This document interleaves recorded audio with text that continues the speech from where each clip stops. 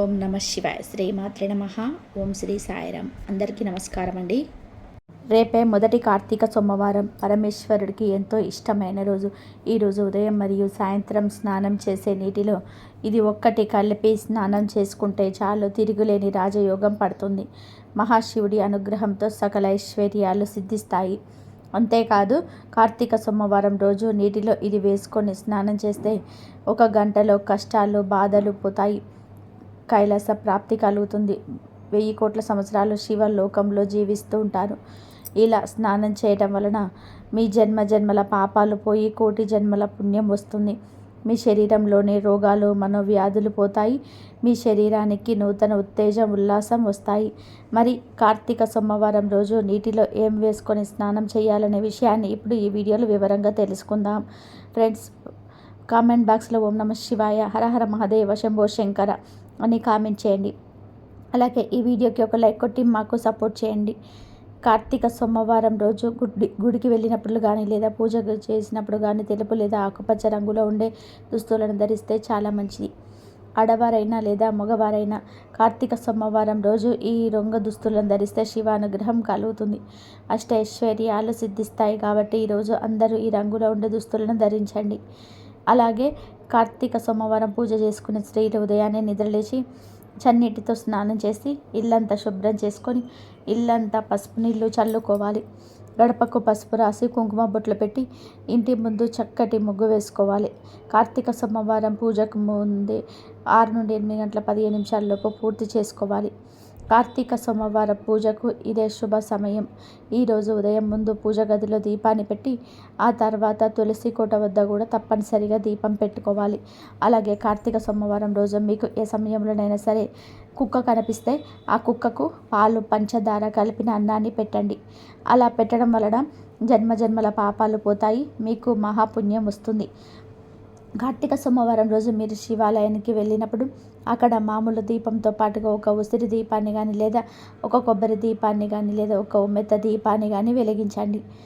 అలా వెలిగిస్తే పరమేశ్వరుడి యొక్క సంపూర్ణ అనుగ్రహం సిద్ధిస్తుంది, అష్టైశ్వర్యాల ప్రాప్తి కలుగుతుంది.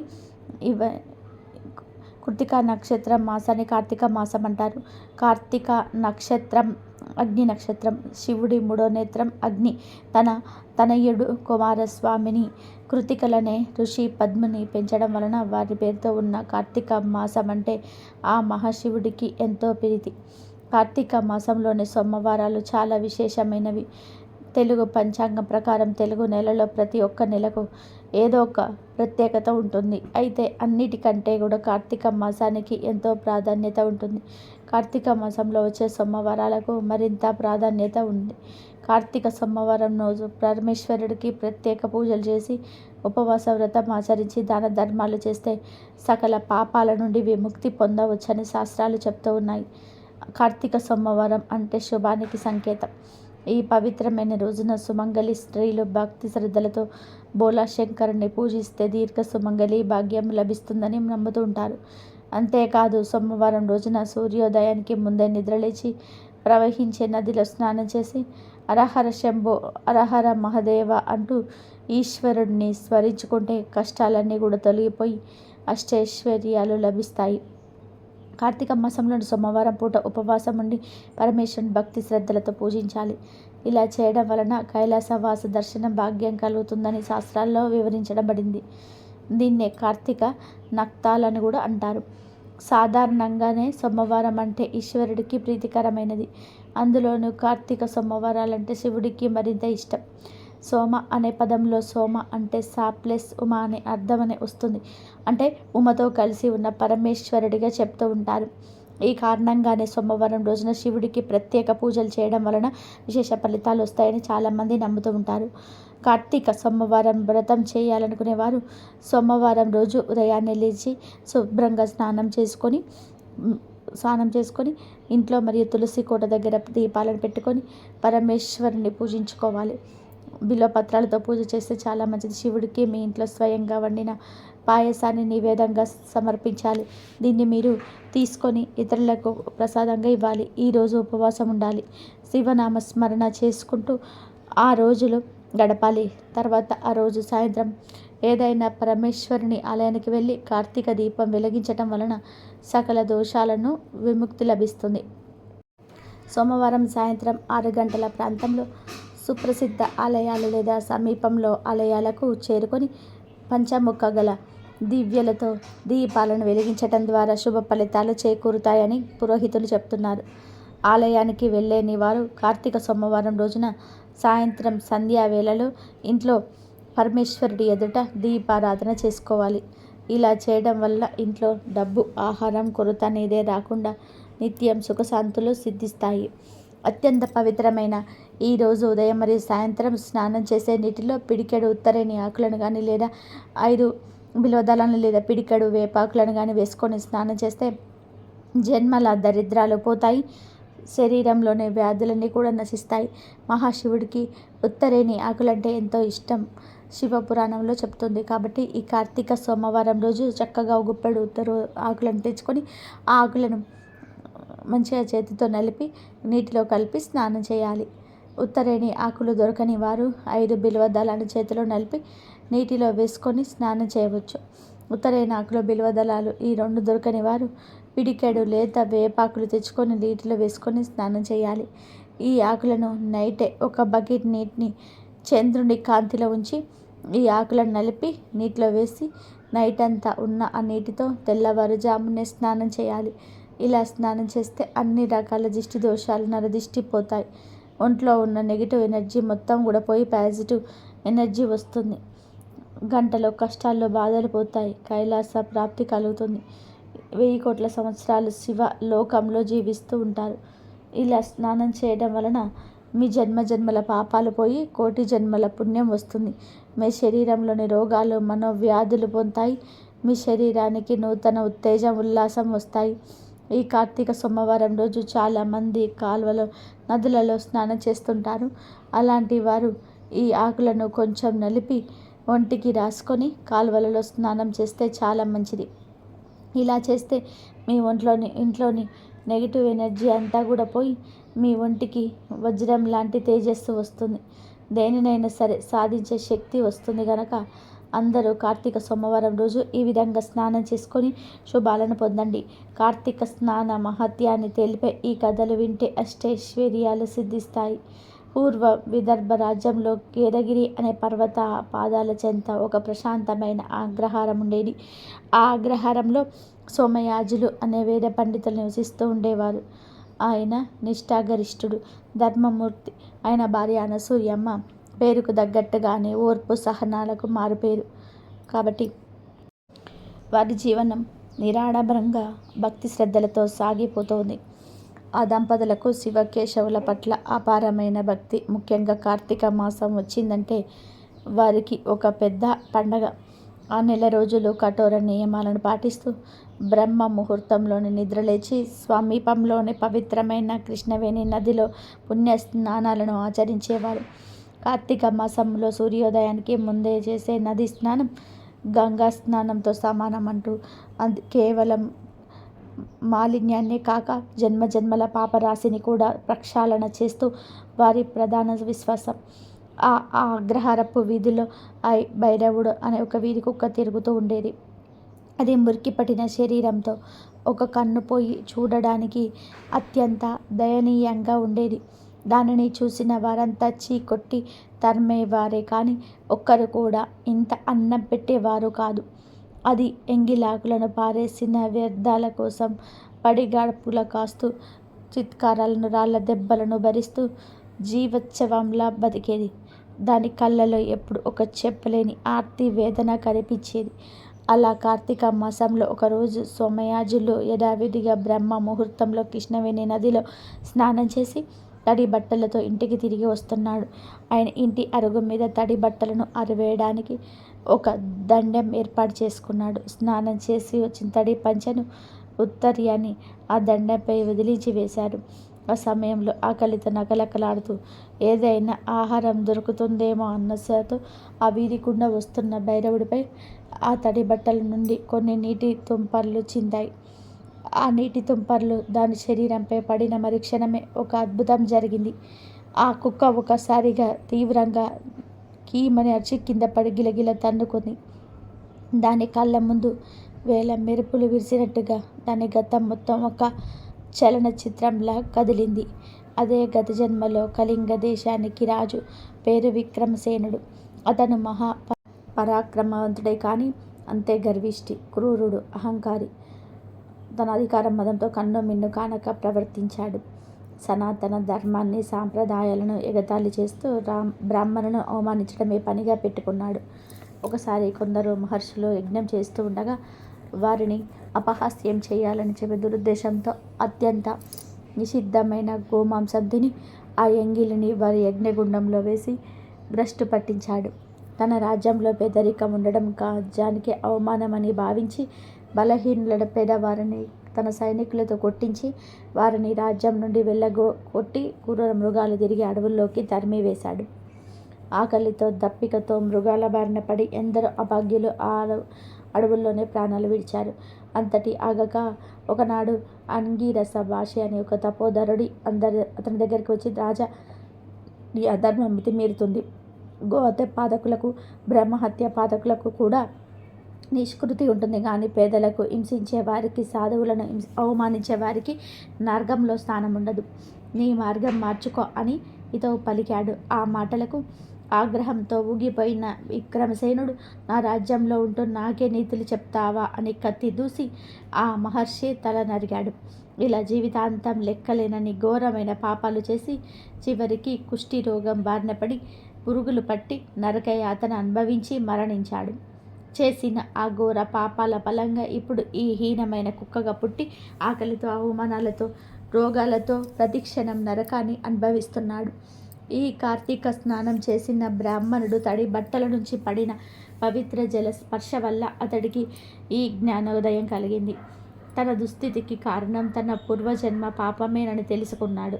ఆ క్షణంలో దాని ప్రతి పశ్చాత్తాపంతో కుదిర్చిపోయింది. అతను లేచి నిలబడి సోమయాజుల వైపు తిరిగి స్పష్టమైన మానవ భాషలో, ఓ పుణ్యాత్మ, నీకు నా అనంత ప్రణామాలు అని పలికింది.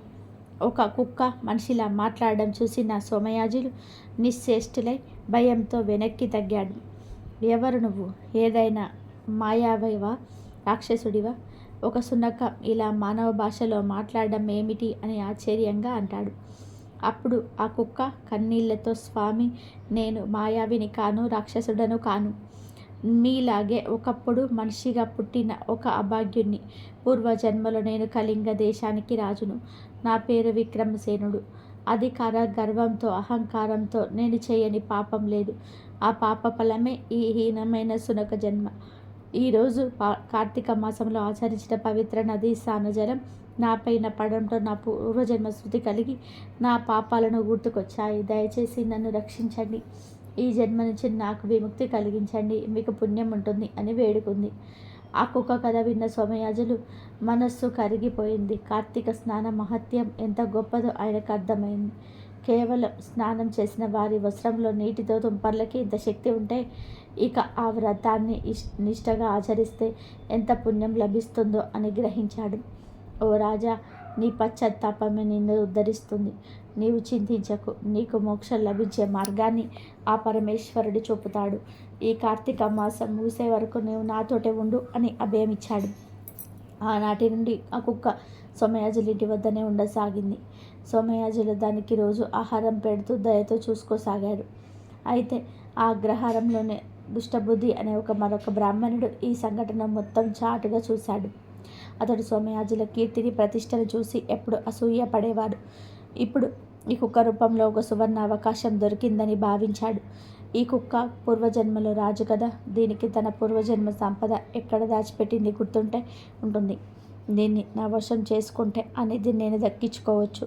నేను ఈ దేశానికి రాజును కావచ్చు అని దురాలోచన చేశాడు. ఒకరోజు రాత్రి అందరు నిద్రపోతున్న సమయంలో దుష్టబుద్ధి ఒక మాంసముక్క తీసుకొని సోమయాజుల ఇంటి వద్దకు వచ్చాడు. ఆ కుక్కను మెల్లగా పిలిచి ఆ మాంసముక్కను ఎర్రగా చూపి దాన్ని వెంటనే తీసుకుపోయాడు. దానిని ఒక పాడుబడిన గుడిలోకి తీసుకెళ్ళి, ఓ విక్రమసేన, నువ్వు నీ పూర్వజన్మ నిధిని ఎక్కడ దాచావో నాకు చెప్పు. నేను నిన్ను ఈ కుక్క జన్మ నుంచి విముక్తి కలిగిస్తాను. నీకు స్వర్ణదేహాన్ని ఇప్పిస్తాను అని మాయ మాటలు చెప్పాడు. కానీ ఆ కుక్కకు అప్పటికే జ్ఞానోదయం కలిగింది. అది దుష్టబుద్ధి దురాశను గ్రహించింది. ఓ దుర్మార్గుడా, నా పాపాలు నన్ను ఈ స్థితికి తెస్తే నీ అత్యాశ నిన్ను నాకన్నా హీనమైన స్థితికి తీసుకెళ్తుంది. సంపద శాశ్వతం కాదు, ధర్మమే శాశ్వతం. ఈ సత్యాన్ని నేను నా అనుభవంతో తెలుసుకున్నాను. నీవు కూడా తెలుసుకో. నన్ను నా దారిన వదిలిపెట్టు అని గర్వించింది. తన పన్నాగం పారలేదని గ్రహించిన దుష్టబుద్ధికి పట్టరాని కోపం వచ్చింది. చి, ఒక కుక్క నాకు నీతులు చెప్తావా? నిధి ఎక్కడుందో చెప్పకపోతే నేను ఇక్కడే చంపి పాతి పెడతాను అని ఒక పెద్ద కర్రతో దాన్ని కొట్టబోయాడు. ఆ కుక్క తప్పించుకొని బయటకు పరిగెత్తింది. దుష్టబుద్ధి దాన్ని వెంబడించాడు. ఆ కుక్క ప్రాణభయంతో అగ్రహారం అంతా కూడా తిరుగుతూ చివరికి సోమయాజులు ఇంటి ముందు ఉన్న తులసి కోట చుట్టూ ప్రదక్షిణ చేయడం మొదలుపెట్టింది. ఆ అలికిడికి సోమయాజులు గ్రామస్తులు మెలుకున్నారు. బయటకు వచ్చి చూసేసరికి దుష్టబుద్ధి కర్ర పట్టుకొని కుక్కను తరుముతూ ఆ తులసి కోట చుట్టూ తిరుగుతూ ఉండుడు కనిపించింది. సోమయాజులు అతన్ని అడ్డుకొని, దుష్టబుద్ధి ఆగు, ఈ మూగజీవాన్ని ఎందుకు హింసిస్తున్నావు అని గద్దించాడు. అదే సమయంలో ఆకాశంలో ఒక దివ్యమైన కాంతి వెళ్లి విరిసింది. ఒక పుష్పక విమానం కిందికి దిగి వచ్చింది. అందులో నుంచి విష్ణుదూతలు దిగి వచ్చారు. వారు నేరుగా కుక్క వద్దకు వచ్చి, ఓ విక్రమసేన, నీ పశ్చాత్తాపం ఫలించింది. కార్తీక మాసంలో పుణ్య స్నాన జల స్పర్శ పండితుని సాంగత్యం తులసి కోట ప్రదక్షిణాల వలన నీ పాపాలను నశించాయి. నీకు ముక్తి లభించింది. మాతో పాటు వైకుంఠానికి రా అని ఆహ్వానించారు. మరుక్షణమే ఆ కుక్క దేహం ఒక దివ్యమైన కాంతిగా మారి ఆ విమానంలోకి ప్రవేశించింది. విమానం వైకుంఠం వైపుకు దూసుకుపోయింది. ఈ అద్భుతాన్ని కళ్ళారా చూసిన గ్రామస్తులు దుష్టబుద్ధి నిశ్చేష్టులయ్యారు. దుష్టబుద్ధి తమ తప్పును తెలుసుకొని సోమయాజుల కాళ్ళపై పడి క్షమించమని వేడుకున్నాడు. సోమయాజులు అతన్ని క్షమించి, చూసావా, కార్తీక మాస వ్రత మహత్యం. అది ఒక పాపి అయిన రాజును కూడా కుక్క జన్మ నుంచి విముక్తి చేసి మోక్షాన్ని ప్రసాదించింది. భక్తి, పశ్చాత్తాపం, ధర్మం ముందుకు సంపద అనే అధికారం గడ్డి పరకతో సమానం అని ఇతవు పలికాడు. ఈ కథ కార్తీక స్నానం యొక్క అమోఘమైన శక్తిని తెలియజేస్తుంది. తెలిసి చేసిన తెలియక చేసిన కార్తీక మాసంలో చేసే పుణ్యకార్యాలను, ముఖ్యంగా నదీ స్నానం వ్యర్థం కాదని, ఆ జీవాలను సంసార బంధాల నుంచి విముక్తి చేసి మోక్ష మార్గం వైపు నడిపిస్తాయని మీరు వృత్తాంతం మనకు స్పష్టం చేస్తుంది. పిలిస్తే పలికే దైవం శివుడు. బోలాశంకరుడికి అభిషేకం చేయించడం ద్వారా పరిపూర్ణ జ్ఞానాన్ని, దైవానుగ్రహాన్ని పొందవచ్చని పురాణాలు తెలుపుతూ ఉన్నాయి. అభిషేకం సమయంలో దైవ విగ్రహాల నుంచి అత్యంత విలువైన శక్తులు వెలువడుతూ ఉంటాయి. అభిషేకాలు అంటేనే దేవతలు ప్రీతి చెందుతారు. అభిషేకాలు ప్రియుడు శివుడు. అందుకే శివుడికి అభిషేకం చేయించడం ద్వారా విశేషమైన శుభ ఫలితాలు పొందవచ్చును. సాధారణంగా శివుడిని నీటితో కానీ పాలతో కానీ అభిషేకిస్తూ ఉంటారు. ఏ ద్రవ్యంతో అభిషేకించిన ఫలితం ఒకేలాగా ఉంటుందని అనుకుంటూ ఉంటారు. కానీ మహర్షులు ఎంపిక చేసిన ఒక్కో ద్రవ్యంతో అభిషేకించటం వలన ఒక్కో ఫలితం ఉంటుందని చెప్పబడుతుంది. శివుడికి కొన్ని పదార్థాలతో అభిషేకం చేస్తే కోరుకున్న కోరికలు నెరవేరుతాయి. ముందుగా పసుపు పొడితో శివుడికి అభిషేకం చేయిస్తే ప్రభుత్వ అధికారుల నుంచి సానుకూలత లభిస్తుంది. తిరుమంజన పొడితో అభిషేకం చేయిస్తే దైవానుగ్రహం లభిస్తుంది. గ్రహ దోషాలు తొలగిపోతాయి. బియ్య పిండితో అభిషేకం చేయిస్తే అప్పుల బాధలు తొలగిపోతాయి. చందనాయని తైలంతో అభిషేకం చేస్తే ఉదర సంబంధిత రుగ్మతలు తొలగిపోతాయి. పంచామృతంతో శివుడితో అభిషేకం చేయించడం ద్వారా అష్టైశ్వర్యాలు చేకూరుతాయి. నేతితో శివాభిషేకం చేస్తే మోక్షం సిద్ధిస్తుంది. పాలతో పరమాత్మకు అభిషేకం చేయిస్తే ఆయుర్దాయం పెరుగుతుంది. పెరుగుతో శివాభిషేకం ద్వారా సంతాన ప్రాప్తి చేకూరుతుంది. బత్తాయి పండ్ల రసంతో శివాభిషేకం చేస్తే ఆరోగ్యం సిద్ధిస్తుంది. అనారోగ్యాలు మాయమవుతాయి. చెరుకు రసంతో శివాభిషేకం చేస్తే ఆయుర్దాయంతో పాటు సంపూర్ణ ఆరోగ్యం లభిస్తుంది. నిమ్మ రసంతో శివాభిషేకం చేస్తే శత్రు భయం ఉండదు, ఏమ భయం ఉండదు. కొబ్బరి నీటితో శివాభిషేకం చేస్తే ఉన్నత పదవులు, హోదా, గౌరవము, కీర్తి చేరుతుంది. ఉసిరికాయతో శివాభిషేకం చేస్తే రోగాలు మటుమయమవుతాయి. పన్నీరుతో శివాభిషేకం చేస్తే సంతోషకరమైన జీవనం ప్రాప్తిస్తుంది. చందనంతో శివాభిషేకం చేయడం ద్వారా కీర్తి ప్రతిష్టలు వెలువడిస్తాయి. గరిక నీటితో శివాభిషేకం చేస్తే నష్టమైన ద్రవం తిరిగి పొందగలరు. పెరుగుతో అభిషేకిస్తే బలము, ఆరోగ్యము, యశస్సు లభించును. భస్మాభిషేకం చే మహాపాపాలు లభించును. అలాగే అన్నాభిషేకం ద్వారా ఇతి బాధలుండవు. సకల సంతోషాలు సిద్ధిస్తాయి. తేనెతో ఈశ్వరుడికి అభిషేకం చేస్తే అద్భుతమైన గాత్రం సొంతమవుతుందని ఆధ్యాత్మిక పెద్దలు చెప్తున్నారు. ఇంత పవిత్రమైన ఈ కార్తీక సోమవారం రోజున మీరు ఈ చెట్టును తాకితే చాలు, మీ దశ మారిపోతుంది, నరక బాధలు పోతాయి, కైలాస ప్రాప్తి కలుగుతుంది, 1000 సంవత్సరాలు శివలోకంలో జీవిస్తారు, ధనలాభం కలుగుతుంది, కోట్ల వర్షం కురుస్తుంది అని శాస్త్రాలు చెప్తూ ఉన్నాయి. హిందువులు అన్ని జీవుల్లోనూ కూడా దేవుణ్ణి చూస్తారు. అందువల్లనే ఆవులు వంటివి పూజనీయమైన జంతువులయ్యాయి. అలాగే కొన్ని పర్వతాలు పుణ్యస్థలాలయ్యాయి, కొన్ని నదులు పుణ్య నదులయ్యాయి. వాటికి ఆ పవిత్రత ఏ విధంగా వచ్చిందో వివరించే కథలు కూడా ఉన్నాయి. అలాగే చెట్లలో కూడా దేవుణ్ణి చూశారు. కొన్ని చెట్లను దేవతా వృక్షాలు అన్నారు. నిజానికి చెట్లు భూమి మీద సౌరశక్తిని గ్రహించుకునే కేంద్రాలలో ముఖ్యమైనవి. అవి మనకు కాయలు, పండ్లు, పువ్వులు, ఔషధాలు ఇవ్వడంతో పాటు వంట చెరుకు వంటివి ఇచ్చి మానవాళి మనుగడకు ఎంతగానో తోడ్పడుతున్నాయి. అయితే చెట్లకు కూడా మనుషుల మాదిరి ఆనందము, బాధ వంటివి ఉంటాయని మనువు పేర్కొన్నారు. ఈ విషయం ఆధునిక విజ్ఞాన శాస్త్రరీత్యా కూడా నిరూపితమైంది. భారతీయ ఋషులు సైతం కొన్ని వృక్షాలను పవిత్రమైనవిగా పేర్కొన్నారు. ప్రత్యేకించి కార్తీక సోమవారం నాడు మారేడు చెట్లను తాకితే చాలు, శివానుగ్రహం కలుగుతుంది, కష్టాలన్నీ కూడా పోతాయి, మీ జీవితం అద్భుతంగా మారుతుంది. ఎందుకంటే కార్తీక సోమవారం నాడు మారేడు చెట్టుకు విపరీత శక్తులు వస్తాయి. మారేడు చెట్టులోని ధాతువులు యాక్టివేట్ అవుతూ ఉంటాయి. కనుక ఈరోజు మారేడు చెట్టును తాకితే ఒంట్లోని దోషాలు, రోగాలు, నెగిటివ్ ఎనర్జీ పోతాయి. మీకు తిరుగులేని రాజయోగం పడుతుంది. మీకుండే ధన సమస్యలు, కష్టాలు పోతాయి. కనుక కార్తీక సోమవారం రోజు మీకు ఎక్కడ మారేడు చెట్టు కనిపించినా ఆ చెట్టుకు చెంబుతో కొన్ని నీళ్లు పోసి తర్వాత మారేడు చెట్టు చుట్టూ కూడా 3 ప్రదక్షిణాలు చేయండి. ఆ తర్వాత మారేడు చెట్టును 11 సార్లు తాకండి. అలా తాకేటప్పుడు మనసులో మీ కోరికను చెప్పుకోండి. అలా చెప్పుకోవడం వలన మీ కోరిక త్వరగా నెరవేరుతుంది. ఇలా మారేడు చెట్టును తాకితే ఆ తర్వాత ఒక మట్టి ప్రమిదలో ఆవు నెయ్యిని లేదా నువ్వును పోసి 3 ఒత్తులు వేసి దీపం ఒకటి పెట్టండి. తర్వాత కాసేపు మారేడు చెట్టు దగ్గర కూర్చోండి. మారేడు చెట్టు నుంచి వచ్చే గాలిని పీల్చండి. అలా పీల్చడం వలన మీకేమైనా రోగాలు, బాధలు ఉంటే కూడా పోతాయి.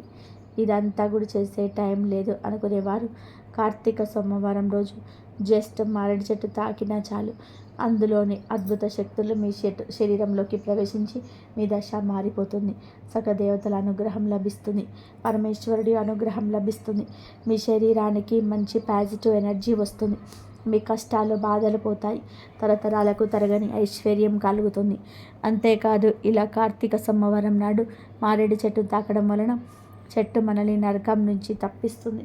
కనుక మరణించాక నరక బాధలు ఉండకూడదు అనుకుంటే తప్పనిసరిగా కార్తీక సోమవారం రోజు మారేడు చెట్టును తాకాలి. మారేడు చెట్టు మహిమను గురించి శివపురాణం వివరిస్తుంది. సృష్టిలో మారేడు చెట్టుకు ఒక గొప్పతనం ఉంది. అది ఏమిటి అంటే పువ్వు పుయ్యకుండా కాయ కాస్తుంది. మారేడు దళం 3గా ఉంటుంది. అంటే త్రిదళం, త్రిగుణాకారం, త్రినేత్రంచ, త్రిదాయుధం, త్రిజన్మ పాప సంహారం, ఏకబిల్వం శివార్పణం అని తలుస్తూ ఉంటాము. మారేడు చెట్టుకు ప్రదక్షిణం చేస్తే 33 కోట్ల మంది దేవతలకు ప్రదక్షిణం చేసినట్టే. ఇంట్లో మారేడు చెట్టు ఉంటే ఆ మారేడు చెట్టు కింద కూర్చొని ఎవరైనా సరే జపం చేసినా, పూజ చేసినా అపారమైనటువంటి సిద్ధి కలుగుతుంది.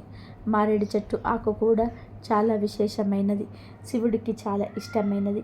మారేడు చెట్టు శివ స్వరూపమైనదిగా చెప్పబడుతుంది. మారేడు దళాలు బ్రహ్మ, విష్ణు, పరమేశ్వర్లకు ప్రీతికలుగా చెప్పబడుతున్నాయి. అంతేకాకుండా 3 ఆకులు గల మారేడు దళాన్ని పరమశివుడి 3 నేత్రాలుగా విశ్వసిస్తుంటారు. మారేడు చెట్టు మూలంలో సమస్త లోకాలలోని పుణ్యతీర్థాలు దాగి ఉంటాయని చెప్పబడుతుంది. మారేడు చెట్టు మూలంలో నిలిచిన నీటితో స్నానం చేయడం వలన గంగా నది స్నాన ఫలితం దక్కుతుందని అంటుంటారు. మనకు శాస్త్రంలో 5 లక్ష్మీ స్థానాలు ఉన్నాయని చెప్పారు. అందులోని మారేడు దళం ఒకటి. లక్ష్మీదేవి కుడి చేతితో సృష్టించిన చెట్టు మారేడు చెట్టు. అందుకే ఆ చెట్టును పండిన కాయను శ్రీఫలమని అంటూ ఉంటారు. మారేడు దళం చాలా పవిత్రమైనది. మారేడు చెట్టు అమోఘమైనది కనుక కార్తీక సోమవారం నాడు మీరు కూడా ఈ విధంగా మారేడు చెట్టును తాకండి. సకల ఐశ్వర్యాలు పొంది ఆనందంగా జీవించండి. కార్తీక మాసం నెల రోజులు దీక్షలో ఉండవచ్చు. అలా ఉండలేని వారు కనీసం కార్తీక సోమవారాలైనా కొన్ని నియమాలను పాటించాలని ధర్మశాస్త్రం చెబుతుంది. సోమవారానికి అధిపతి చంద్రుడు. చంద్రుడు మనస్కారకుడు. మనసును అదుపులో పెట్టుకోవాలనుకునేవారు, అంటే అనవసరమైన కోరికల వైపు వెళ్ళనీయకుండా ఒక క్రమ పద్ధతిలో తమకు ఏది అవసరం ఏది కాదు అని తెలుసుకొని తమ కర్మలను తగ్గించుకోవాలనుకునేవారు ఈ సోమవారాల ప్రాప్తకాలాన్ని స్నానం చేసి రోజంతా ఉపవాసం ఉండి రాత్రి చంద్రుడిని చూశాక భోజనం చేయడం మంచిది. దీనిని నర్తము అంటారు. ఒక సర్వేలో కూడా తెలిసిన విషయం ఏమిటంటే సోమవారం ఉదయం గుండెపోటుతో మరణించే వారి శాతం మిగతా రోజులలో కంటే కూడా ఎక్కువగా ఉంటుంది. దానికి కారణం చంద్రుడు మనస్సు చాలా చంచలమైనది. అది ఒకరి మాట వినదు. తనకు తోచినట్టుగా తాను చేసుకుంటూ వెళ్తుంది. దానిని అదుపులో పెట్టుకోవడం మానవునిగా పుట్టినందుకు మన కర్తవ్యం. ఆ కర్తవ్యాన్ని మరిచి పనులు అనుకూలంగా జరిగి మంచి ఫలితం వస్తే తాము గొప్పగా చేశామని, పనులు అనుకూలంగా లేకపోతే భగవంతుడు అనుకూలించలేదని తమ గొప్పలు చెప్పుకుంటుంటారు. ఇది ఎంత మాత్రం కూడా సరైనది కాదు. మనస్సులు అదుపులో పెట్టుకోవడం అందరికీ అవసరమే. కాబట్టి అందరూ తప్పకుండా కార్తీక మాసంలో ఈ సోమవారాల వ్రతం చేయాలి. కార్తీక సోమవారం అంతా కూడా పరమేశ్వరుని సేవలో తరిస్తే విశేష ఫలితాలు లభిస్తాయి. కార్తీక సోమవారం ఆ పరమేశ్వరుడికి ఎంతో ఇష్టమైన రోజు. ఈ కార్తీక సోమవారం రోజున పరమశివుడికి అభిషేకాలు పూజలు చేయడం వలన స్వామివారు ప్రీతి చెంది ఆయన అనుగ్రహం ఎల్లవెల్లలా మనపై ఉంటుంది. కార్తీక సోమవారం రోజు ముత్తైదువుల ఆలయానికి వెళ్ళి శివుడిని దర్శిస్తే మాంగళ్య బలం చేకూరుతుంది. కార్తీక మాసంలో శివుడు ఆలయాలను సందర్శించి బిల్వదళాలతో ఆయనను పూజించటం ఎంతో శుభమని పురాణాలు చెప్తున్నాయి. ఈ కార్తీక సోమవారం రోజు శివుడిని ఏ పూలతో పూజిస్తే మంచిదనే విషయాన్ని వస్తే పరమశివుడు భక్తుల దేవుడు. హృదయపూర్వకంగా పూజిస్తే మహాదేవుడు కోరుకున్నవన్నీ కూడా ఇచ్చేస్తాడని చెప్తూ ఉంటారు. పూల విషయానికి వస్తే ఉమ్మెత్త శివుడికి ఇష్టమైన పుష్పం. అమృత మదనం నుండి వెలువడిన విశ్వాన్ని శివుడు తాగానే శివుని వక్షస్థలం నుండి ఈ పుష్పం వచ్చింది. అందుకే అహం, శత్రుత్వం, అసూయ, ద్వేషం అనే విషయాన్ని వదిలించుకోవడానికి శివ పూజ సమయంలో మెత్త పుష్పాన్ని శివుడికి సమర్పిస్తుంటారు. ఈ పూలతో శివుని పూజిస్తే చేసిన పాపాల నుంచి విముక్తి లభిస్తుంది. అలాగే మందార పువ్వు. ఈ పువ్వుతో శివుడిని పూజిస్తే కైలాసంలో నివసించే వరం కలుగుతుంది. ఇంకొక పుష్పం కరవీర పుష్పం. కరవీర పువ్వు బ్యాక్టీరియాని చంపి వ్యాధులను దూరం చేస్తుంది. అనారోగ్యంతో ఉన్నవారు ఈ పువ్వును శివుడికి సమర్పించి భక్తితో పూజిస్తే తప్పకుండా అనారోగ్యం నయమవుతుంది. అలాగే శివుడికి మల్లెపూలు సమర్పిస్తే మీ ఇంట్లో ఐశ్వర్యము, సంపదలు పెరుగుతాయి. అలాగే శివుడిని గులాబీ పూలతో, తామర పూలతో, నల్ల కల్వ పూలతో పూజించడం వలన 5 మహాపాపాలు తొలగిపోతాయి. అలాగే జిల్లేడు పూలతో శివుడిని ఆరాధిస్తే మీ కుటుంబంలోని సమస్యలు తొలగిపోతాయి. కార్తీక సోమవారం గురించి కార్తీక పురాణంలో ఎంతో చక్కగా వివరించారు. ఒకసారి జనక మహారాజు వశిష్ఠ మహామునిని కార్తీక మహాముని గురించి వివరించమని అడగగా అందులో భాగంగా కార్తీక సోమవారం పవిత్రత గురించి వశిష్ఠుల వారు జనక మహారాజుకు ఇలా చెప్తారు. జనక మహారాజా, కార్తీక మాసంలో సోమవారం వ్రతాన్ని భక్తి శ్రద్ధలతో ఆచరించేవారు శివానుగ్రహం పొంది చివరికి కైలాసాన్ని చేరుకుంటారు. కార్తీక మాసంలో వచ్చే సోమవారం రోజైనా సరే స్నాన జపాదులను ఆచరించిన వారు 1000 అశ్వమేధ యాగాలను చేసిన ఫలితాలను పొందుతారు. కార్తీక సోమవారం రోజు ఈ 6 పద్ధతుల్లో ఒక పద్ధతిలో కార్తీక సోమవార వ్రతాన్ని ఆచరించిన వారి జన్మ ధన్యమవుతుందని వివరించారు. 6 పద్ధతులు ఏమిటి అంటే 1 ఉపవాసము, 2 ఏకభక్తము, 3 నక్తము, 4 ఆయాచిత్తము, 5 స్నానము, 6 తిలనము. అంటే మొదటిగా ఉపవాసం అంటే ఈరోజు శక్తి గలవారు పగలంతా అభోజనంతో గడిపి ఏమీ తినకుండా గడిపి సాయంకాల సమయంలో శివాభిషేకం చేసి నక్షత్ర దర్శనం అనంతరం తులసి తీర్థాన్ని మాత్రమే సేవించాలని పేర్కొన్నారు. అదే ఉపవాసం అంటారు. ఇది సాధ్యం కాని వారు 2వ పద్ధతి ఏకభుక్తం. ఏకభుక్తం అంటే ఉదయం స్నాన దాన జపాలను యథావిధిగా చేసుకొని మధ్యాహ్నం భోజనం చేసి రాత్రి భోజనానికి బదులు తులసి తీర్థం మాత్రమే తీసుకోవాలి. దాన్ని ఏకభుక్తము అంటారు. ఇది కూడా సాధ్యం కాని వారు 3వ పద్ధతి నక్తము పాటించాలి. అంటే ఈ పద్ధతిలో పగలంతా కూడా ఉపవాసం ఉండి రాత్రి నక్షత్ర దర్శనం తర్వాత భోజనం కానీ ఆహారం కానీ స్వీకరించాలి. దీనిని నక్తము అంటారు. ఈ ఉపవాస పద్ధతి ఆ మహాశివుడికి అత్యంత ప్రీతికరమైనది. ఇక ఇది కూడా సాధ్యం కాని వారు 4వదైన ఆయా చిత్తమును పాటించాలి. ఆయా చిత్తము అంటే భోజనానికి తాము ప్రయత్నించకుండా ఎవరైనా వారిగా పిలిచి పెడితే మాత్రమే భోజనం చేయడాన్ని ఆయా చిత్తము అంటారు. ఇది కూడా సాధ్యం కాని వారు 5వ పద్ధతి అయిన స్నానం ఆచరించాలి. అంటే ఈరోజు స్నానం చేసి ఆహార నియమాలను పాటించకుండా శివ పంచాక్షరి మంత్రాన్ని పఠించాలి. ఇక ఇది కూడా సాధ్యం కాని వారు 6వ పద్ధతి అయిన తిలాదానం చేయవలను. తిలాదానము అంటే మంత్ర జప విధులకు కూడా తెలియని వారు ఈ రోజులో నువ్వులను ఒక బ్రాహ్మణుడికి దానం చేసినా సరిపోతుంది. దీన్ని తిలాదానము అంటారు. ఈ 6 పద్ధతిలో ఈరోజు ఏదో ఒకటి ఖచ్చితంగా ఆచరించాలి. ఏ పద్ధతిని కూడా ఈ కార్తీక సోమవారం నాడు ఆచరించకుండా ఉంటే వారి 8 యుగాల పాటు కుంభి పాక రౌరవాది నరకాలను పొందుతారని జనక మహారాజుకు వశిష్ఠుల వారు చెప్పారు. అంతేకాదు కార్తీక మాసంలో వచ్చే ప్రతి సోమవారం నాడు పగలంతా ఉపవాసం ఉండి రాత్రి నక్షత్ర దర్శనం అనంతరం మాత్రమే భోజనం చేస్తూ ఆ రోజంతా ఓం నమ శివాయ అనే పంచాక్షరి మంత్రాన్ని జపిస్తూ ఉంటే తప్పనిసరిగా శివానుగ్రహం కలిగి అష్టైశ్వర్యాలు భోగభాగ్యాలు కలిగి శివ సాహిత్యాన్ని పొందుతారని ఉత్తిష్ట మహామణి జనక మహామణితో చెప్పారు. ఈ కార్తీక సోమవారం రోజు అందరూ నింత నిష్టకు ఉపవాసం ఉంటారు, పూజలు చేస్తూ ఉంటారు. కానీ తెలియక ఈ కూరను తినేస్తూ ఉంటారు. అలా ఈ కూరను తినడం వలన మీరు చేసిన పూజలకు ఎటువంటి ఫలితం రాదు. పూజలన్నీ కూడా వృధాగా పోతాయి. అందుకే కార్తీక సోమవారం రోజు అసలు ఈ కూరను తినకూడదని పురాణాలు చెప్తున్నాయి. ముఖ్యంగా ఈ కార్తీక సోమవారం రోజు పొరపాటున కూడా ఇంట్లోని ఆడవారు వంకాయ, పుట్టగొడుగులు, గుమ్మడికాయ కూరలను వండకూడదు. ఈరోజు ఎవరు ఈ కూరలను తినకూడదు అని శాస్త్రాలు చెప్తూ ఉన్నాయి. కూరల రూపంలో అయినా సరే, ఫ్రైల రూపంలో అయినా సరే, బజ్జీల రూపంలో అయినా సరే, పచ్చళ్ళ రూపంలో ఏ రూపంలోనూ కూడా వంకాయ, పుట్టగొడుగులు మరియు గుమ్మడికాయను తినకూడదు. కాదని కార్తీక సోమవారం రోజు వంకాయలు కానీ, పుట్టగొడుగులు కానీ, గుమ్మడికాయను కానీ తింటే అప్పుల పాలైపోతారు. లేనిపోని కష్టాలు వస్తాయి. చేతిలోని ధనమంతా కూడా ఖర్చు అయిపోతుంది. ఐశ్వర్యం హరించుకుపోతుంది. మహాపాపం తగులుతుంది. మీరు చేసే పూజలకు ఫలితం రాదు. శివుడి కోపానికి గురి అవుతారు. గుమ్మడికాయ అంటే బూడిద గుమ్మడికాయ, తీపి గుమ్మడికాయ ఈ రెండింటిని తినకూడదు. జ్యూసుల రూపంలో కూడా వీటిని తాకకూడదు. కనుక ఈరోజు గుమ్మడికాయను పప్పు రూపంలో కావచ్చు, పులుసు రూపంలో కావచ్చు, గుమ్మడికాయల రూపంలో కావచ్చు, గుమ్మడి వడియాల రూపంలో కావచ్చు, అలాగే గుమ్మడికాయతో హల్వా చేస్తారు ఆ రూపంలో కావచ్చు, జ్యూస్ రూపంలో కావచ్చు, ఇలా ఏ రూపంలోనూ కూడా గుమ్మడికాయను తినకూడదు. ఈ మధ్యన చాలామంది గుమ్మడికాయ జ్యూస్ను కూడా ప్రతిరోజు తాగుతూ ఉంటారు. అలా తాగితే ఆరోగ్యానికి చాలా మంచిది. కానీ ఈ ఒక్కరోజు మాత్రం అలా చేయకూడదు. గుమ్మడికాయను ఏ రూపంలోనూ తీసుకోవద్దు. అలాగే పుట్టగొడుగులను కూడా తినవద్దు.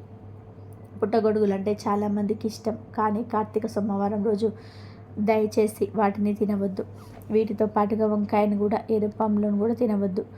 వంకాయ బజ్జీ, వంకాయ పచ్చడి, వంకాయ కూర ఫ్రై, సాంబార్లో వేసుకొని కానీ ఏ రూపంలో గానో తినవద్దు.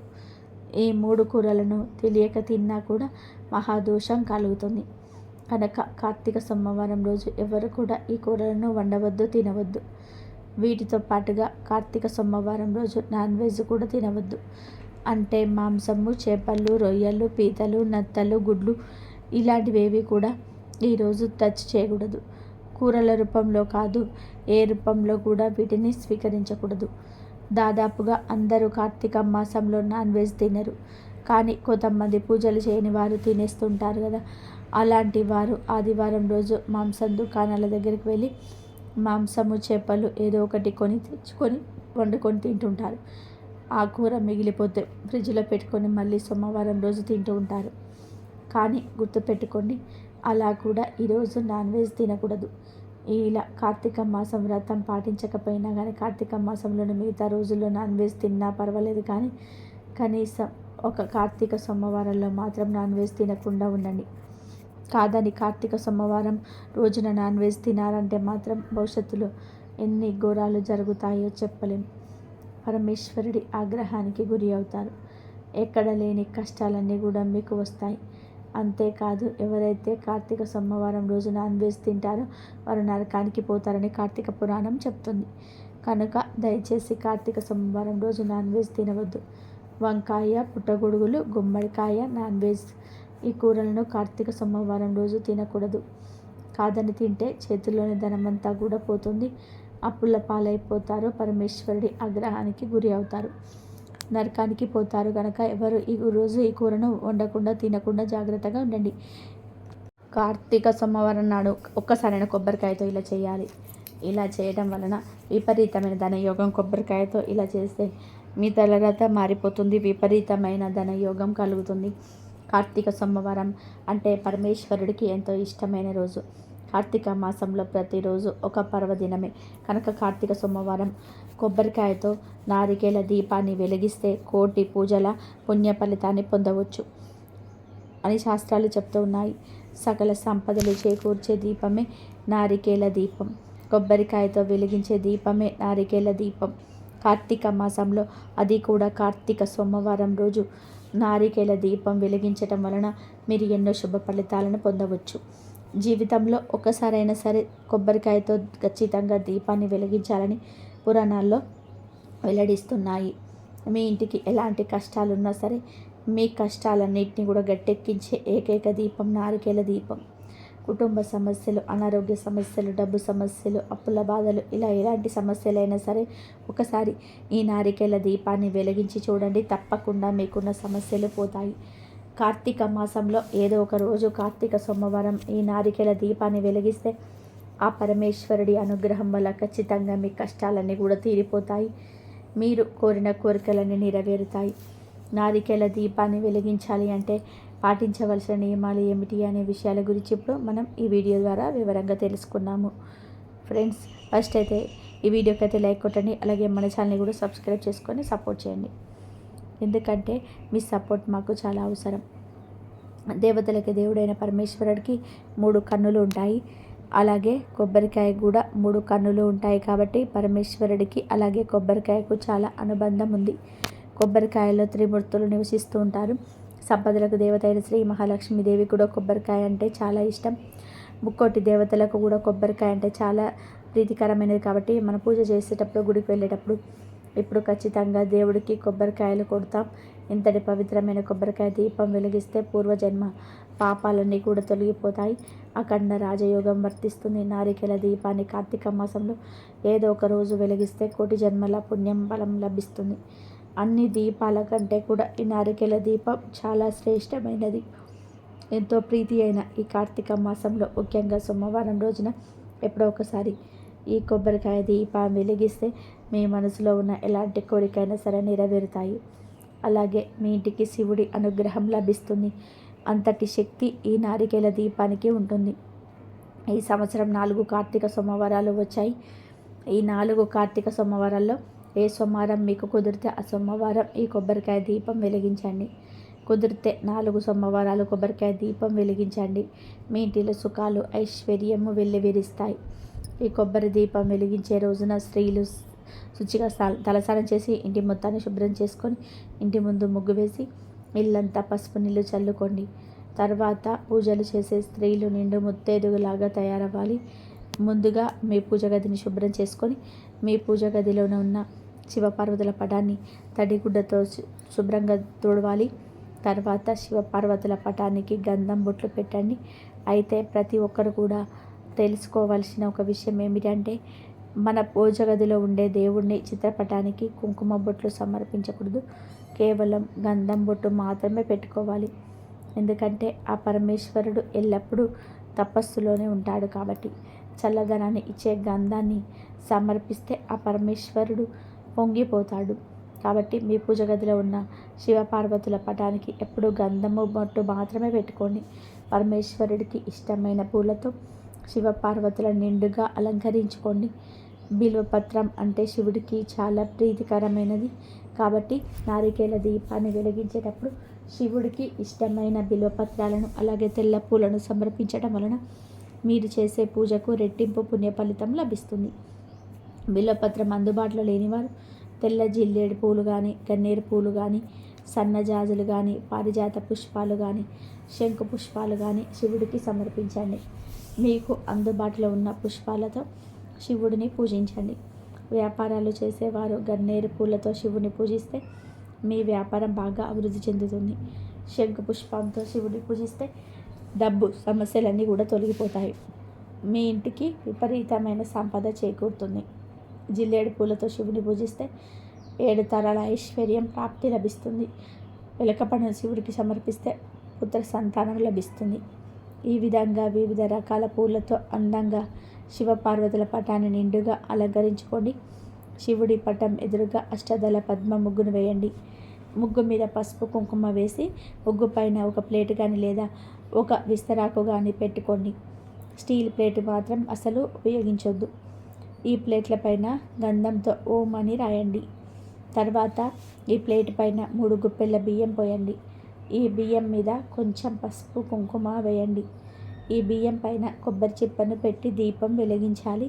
కాబట్టి ముందుగా ఒక మంచి కొబ్బరికాయను తీసుకొని కొబ్బరికాయను చేతిలోకి తీసుకొని మనసు లగ్నం చేసి శివుడికి నమస్కారం చేసుకొని మీ గోత్రనామాలు మీ సంకల్పం చెప్పుకొని కొబ్బరికాయను పగలగొట్టండి. కొబ్బరికాయలో ఉన్న నీటిని ఒక గ్లాసులో పోసుకొని పక్కన పెట్టండి. ఈ కొబ్బరికాయ 2 చెక్కలుగా చక్కగా పగలాలి, అంటే సమానంగా పగలాలి అన్నమాట. 3 కన్నులు ఉన్న కొబ్బరి చిప్పను తీసుకొని పీచు మొత్తాన్ని తీసేసి ప్లేట్లో ఉన్న బియ్యం మీద పెట్టి శివుడికి నమస్కారం చేసుకోండి. ఈ కొబ్బరి చిప్పకు కుంకుమ బొట్లు పెట్టి నువ్వుల నూనె కానీ కొబ్బరి నూనె కానీ ఆవు నెయ్యి కానీ పోసుకోవాలి. నువ్వుల నూనెతో దీపం వెలిగిస్తే కుజ దోషాలు, రాహుకేతు దోషాలు, అష్టమ శని దోషాలు, ఇలా మీ జాతకంలో ఉన్న దోషాలన్నీ కూడా తొలగిపోతాయి. కొబ్బరి నూనెతో దీపం వెలిగిస్తే మీకున్న డబ్బు సమస్యలు, అప్పుల సమస్యలన్నీ కూడా తీరిపోతాయి. ఇక అన్నిటికంటే ఆవు నెయ్యి చాలా శ్రేష్టమైనది. ఆవు నెయ్యితో దీపం వెలిగిస్తే 3 దేవతలు సంతృప్తి చెందుతారు. ఈ విధంగా మీకు అందుబాటులో ఉండే నూనెను కొబ్బరిని చిప్పలో పోసి 3 జ్యోతులను వెలిగించుకోవాలి. 2 ఒత్తులను కలిపి ఒక జ్యోతిగా వెలిగించండి. ఇలా మొత్తం 6 ఒత్తులతో 3 జ్యోతులు వెలిగించాలి. ఈ దీపం వెలిగించగానే 3 దేవతలందరూ కూడా ప్రత్యక్షమవుతారట. కాబట్టి ఈ నారికేల దీపానికి నమస్కారం చేసుకొని మీకు ఉన్న కష్టాలన్నీ కూడా త్వరగా తీరిపోవాలని ఆ పరమేశ్వరునికి చెప్పుకుంటూ నమస్కారం చేసుకోండి. అలా నారికేల దీపం వద్ద పువ్వులు అలాగే అక్షింతలు కూడా వేయండి. కొబ్బరికాయను పగలగొట్టినప్పుడు కొబ్బరి నీళ్ళు వస్తాయి కదా, ఆ కొబ్బరి నీళ్ళని పూజలో నైవేద్యంగా పెట్టుకోవచ్చు. అలాగే మీరు కొబ్బరికాయ పగలగొట్టినప్పుడు 2వ చిప్ప ఉంటుంది కదా, ఆ చిప్పకు ఉన్న కొబ్బరిని చిన్న చిన్న ముక్కలుగా కోసి కొంచెం పంచదారను కలిపి శివయ్యకు నైవేద్యంగా సమర్పించవచ్చు. ఇక చివరిగా ఈ నారికేల దీపానికి ఆరతి ఇచ్చి శివయ్యకు నమస్కారం చేసుకొని 3 ప్రదక్షిణాలు చేసి మీ పూజను ముగించవచ్చు. కార్తీక మాసంలో ఏ కార్తీక సోమవారమైనా ఈ నారికేల దీపాన్ని వెలిగిస్తే మీ కుటుంబానికి శివయ్య సంపూర్ణ అనుగ్రహం లభిస్తుంది. మీ కుటుంబానికి ఎలాంటి కష్టాలు రాకుండా ఆ పరమేశ్వరుడు మీ ఇంటిని రక్షిస్తాడు. కాబట్టి కార్తీక సోమవారం రోజులో ఒక్కసారైనా కొబ్బరికాయ దీపాన్ని ఇలా వెలిగించి శుభ ఫలితాలను పొందండి. ఇంతవరకు చూసినందుకు ధన్యవాదాలు. ఈ వీడియో కనుక మీకు నచ్చినట్లయితే ప్లీజ్ లైక్ చేయండి, షేర్ చేయండి, సబ్స్క్రైబ్ చేయండి. మరొక మంచి వీడియోతో మళ్ళీ కలుద్దాం. ధన్యవాదాలు. ఇంతవరకు చూసిన